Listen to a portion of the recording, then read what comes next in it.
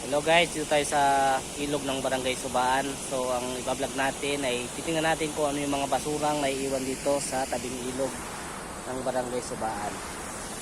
So simulan na natin ang paghahanap ng mga basura.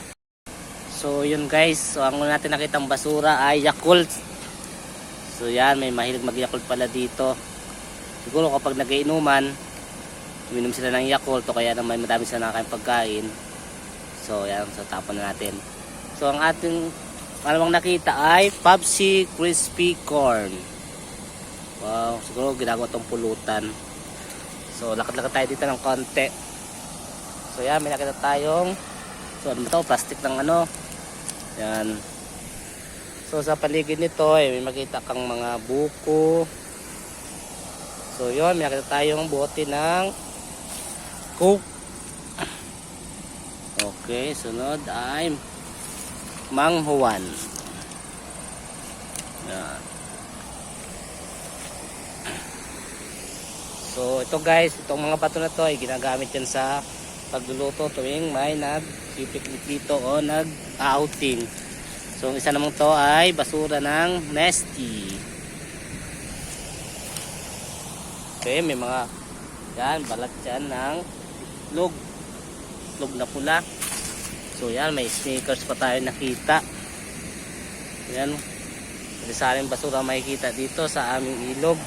So yan, may naanod pang punong kahoy. Ito, kinukuha ito ng mga tao dito sa amin. Itong isang ginagawang panggatong. May dahon din ng saging. So yun guys, so ito yung dike sa Barangay Subaan. So tingnan natin din yan, may kahoy din. So ano po ba to? Ito ay sako ng semento. So may sito pa. Yan guys. So yan, may nakita tayong sambutas. So bakit nga po may mga batong gayan? Yan ay nagawa nilang inuman. So medyo matagal na yan, kaya medyo madumi na. So sa paligid ng ilog na to ay medyo sira-sira na rin, may mga damo na.